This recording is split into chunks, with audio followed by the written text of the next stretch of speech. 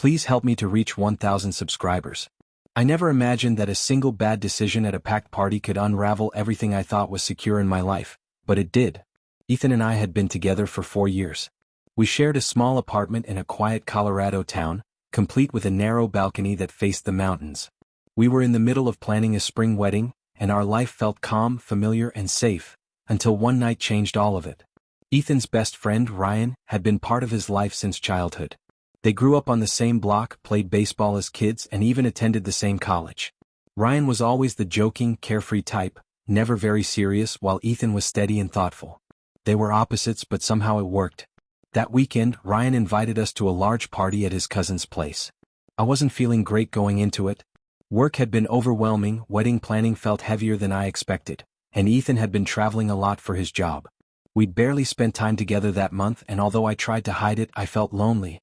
When we arrived at the party, the music was loud, the lights were low, and people filled every inch of the house. Ethan immediately went off to greet friends, leaving me standing with people I barely knew. Ryan came up beside me, smiling. He said I looked like I needed a drink and handed me one. I laughed, accepted it, and tried to loosen up. Inside, though, I felt exhausted, tired of pretending everything was fine. Ryan kept cracking jokes and keeping things light. I didn't think much of it. As the night went on, more people gathered around us, and someone suggested playing truth or dare.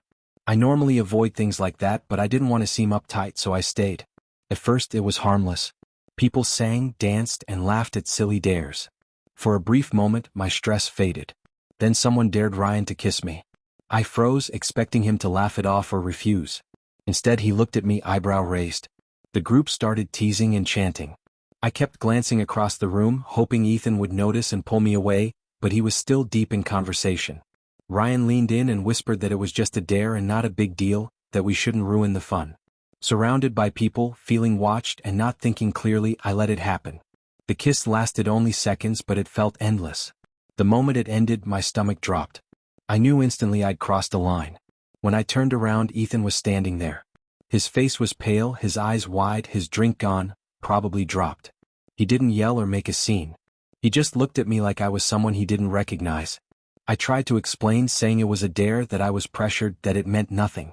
The room seemed to go silent. "You let him do that," Ethan said quietly. I kept talking, my voice shaking, insisting it didn't mean anything. He looked at me and said I could have said no, that I didn't need to impress anyone. His calm tone hurt more than anger would have. When I reached for him, he stepped back and said it looked exactly like what it was. I repeated that it was just a dare. He asked why I did it. I had no real answer. I could blame the game, the crowd, the drink, but none of it changed the truth. I chose not to stop it. Ethan then looked at Ryan and told him he should have known better. Ryan looked ashamed, but it didn't matter.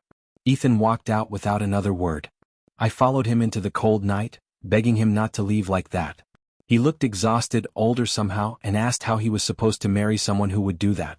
I told him I loved him. He said love without respect wasn't enough, and that trust can be broken in a single moment. He drove away, leaving me standing outside until the cold sank into my skin and the party noise faded. When Ryan tried to speak to me later, I told him to leave me alone. Back home, the apartment felt hollow. I stared at a framed photo of Ethan and me from the Grand Canyon, remembering how safe I'd felt, how certain I was about our future. The next morning, Ethan came by to collect some of his things. We spoke quietly, like strangers unsure of where they stood. He said he needed time and space. Before leaving, he paused and told me he hadn't walked away because he stopped loving me, but because he didn't know if he could trust me anymore. The door closed softly behind him, and that sound hurt more than anything else. Now the apartment is silent. His shoes are gone. His jacket is missing from the chair. Every quiet moment reminds me of that one decision, so brief, yet so heavy. I don't know if we'll find our way back to each other or if this is the end. All I know is that trust takes years to build and only seconds to lose. Please help me to reach 1,000 subscribers.